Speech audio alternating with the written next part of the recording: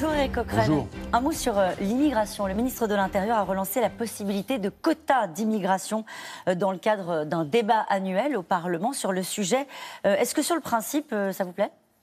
Non, je ne sais pas trop à quoi ça consiste. Un quota quoi ? Professionnel, par pays de départ. Je crois que vous savez, il faut dire deux choses aux Français. La première chose, c'est qu'après l'arrivée massive en Europe de réfugiés, notamment dus aux guerres sur lesquelles nous avons des responsabilités, aujourd'hui, il y a moins d'immigrés qui arrivent et de réfugiés qui arrivent en Europe. Donc, arrêtons de laisser penser que ce serait le problème. Arrêtons de faire en sorte que ces fantasmes alimentent le débat politique. La deuxième chose, c'est que... Vous laissez entendre que le ministre de l'Intérieur en fait trop sur le sujet ? Oui, bien sûr, oui. Pourquoi ? Parce que je pense que c'est un sujet qui permet de ne pas parler d'autre chose. C'est un sujet qui permet de penser que le problème, par exemple, c'est aujourd'hui les immigrés. C'est non pas le chômage, c'est non pas la question du partage des richesses. C'est un sujet aussi qui alimente le Rassemblement national. Et paradoxalement, je pense que ce pouvoir a intérêt à alimenter le Rassemblement. Comment il faut le traiter selon vous, ce sujet ? À mon avis, déjà, il faut ne pas en parler ? Non, il faut donner les vrais chiffres.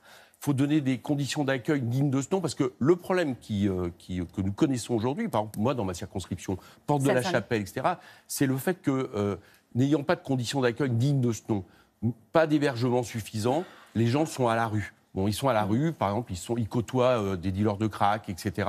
Il n'y a plus que les associations qui les aident, les collectifs de citoyens. L'État a complètement déserté le terrain, y compris d'ailleurs aussi des collectivités territoriales comme la ville de Paris.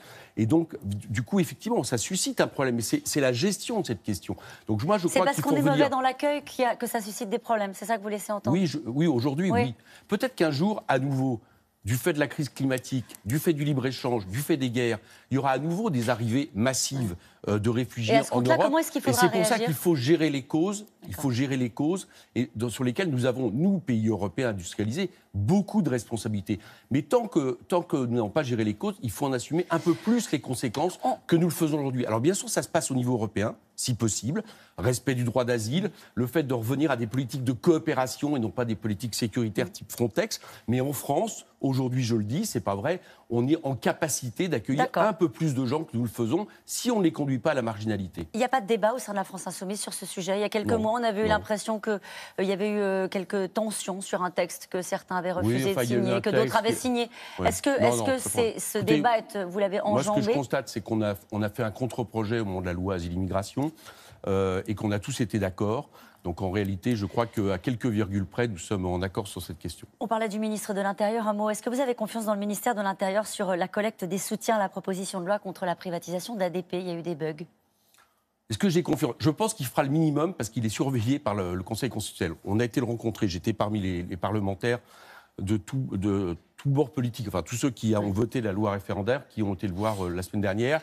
Bon, il y a des bugs, apparemment ils vont essayer de les améliorer. Manifestement, ils n'avaient pas trop anticipé la question. Bon, peut-être que l'État est devenu un peu trop une start-up, plus capable de mettre une plateforme Internet digne de ce nom. Enfin, je pense qu'ils vont l'améliorer.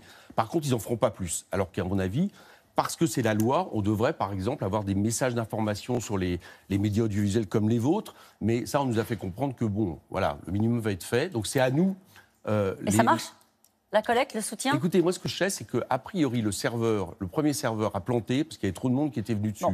Donc, ça veut dire que ça vient. Et j'incite les Français à signer pour qu'on ait ce référendum, parce que je suis sûr que la majorité des Français sont opposés à la privatisation des aéroports de Paris. Je voudrais avoir votre sentiment sur une phrase d'Emmanuel Macron. C'était la semaine dernière, mais elle donnait le sentiment d'être un peu dissonante par rapport à ce qu'on a pu entendre dans la voix du président de la République. Il a demandé à Genève, c'était à l'Organisation internationale du travail, de mettre fin aux dérives d'un capitalisme fou, à la captation des richesses par quelques-uns. Est-ce que vous le faites le crédit d'une prise de conscience ? Non, c'est toujours le système orwellien. Vous savez, George Orwell, 84. Oui. La paix, c'est la guerre. On dit l'inverse de ce qu'on fait. Et M. Macron, eh bien, il accélère sans arrêt l'enrichissement de quelques-uns, suppression de l'ISF, la flat tax, etc. Et cette politique-là ne va pas changer. Donc c'est de l'hypocrisie pour moi qui camoufle en réalité un système qui est toujours le même. On enrichit les plus riches en espérant que ça ruisselle dans l'économie. On voit que ce n'est pas le cas aujourd'hui. Un mot sur les municipales. Le Rassemblement national a lancé ce week-end sa campagne pour les municipales. La République En Marche va le faire aussi dans les jours qui viennent avec les investitures. Quel est l'objectif de la France insoumise pour les municipales ? Ça paraît loin peut-être pour les gens qui nous regardent, mais c'est en mars prochain. Oui, donc on a un peu le temps. Donc, par exemple, il y a une campagne ADP d'ici là. Mais l'objectif des Insoumis, bien sûr, on regarde ça avec... on a subi un revers par rapport à ce qu'on espérait aux Européennes. Il faut être honnête. Donc, j'estime par ailleurs que l'espace politique que nous représentons n'est pas occupé. Nous sommes aujourd'hui toujours la force qui peut, à un moment donné, fédérer justement sur des élections et dans des luttes. Pour les municipales, il va falloir cibler les villes où nous pouvons avoir des victoires. Je pense notamment aux villes populaires, aux quartiers populaires, où on a un électorat qui, quand il s'est déplacé, nous a permis quand même de limiter les dégâts.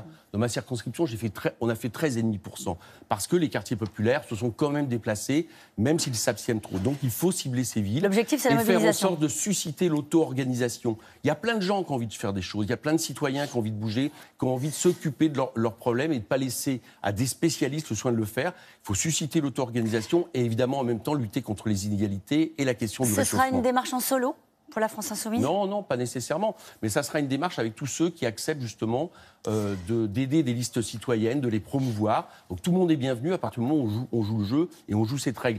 Le temps n'est toujours plus au cartel de partis. Ça, on a donné, on a vu que ça ne fonctionnait pas. Ça, c'est la démarche de Clémentine Autain ? Non, Clémentine ne dit pas ça, je remarque. Alors Clémentine Autain donne rendez-vous. C'est paradoxal, c'est que et où j'appelle à responsabilité, c'est que on a l'impression qu'il y a des grandes dissensions. Et quand je regarde ce que veut Clémentine, elle veut un mouvement citoyen qui peut être soutenu par les partis qu'il souhaite. Bon, c'est exactement ce que nous faisons. Quelle leçon vous allez tirer de ce qui s'est passé ? Est-ce que vous considérez qu'il faut mettre la poussière sur le tapis ou est-ce que vous avez mis tout à plat au sein même de la France Insoumise ? Il y a eu des départs qui ont été très symboliques. Je pense bien sûr à Charlotte Girard, ancienne responsable du programme, qui est partie, qui a toujours été très bienveillante, très proche de Jean-Luc Mélenchon. Elle dit tant qu'on est d'accord sur tout, tout va bien, mais il n'y a pas de moyen de ne pas être d'accord. Est-ce que vous allez changer le fonctionnement de ce parti ? Moi, je ne suis pas d'accord avec ces critiques. Il y a des choses à améliorer. Par exemple, on va mettre en place une coordination, parce que c'était une campagne, ce mouvement, au départ. Après, nous avons fait les européennes, donc on s'installe dans la durée, donc il faut une représentation plus normale. On a une assemblée représentative à la fin de la semaine. Il faut améliorer les choses, et j'espère qu'on va convaincre des gens comme Charlotte Girard, des gens de qualité, de revenir, du coup, dans France Insoumise.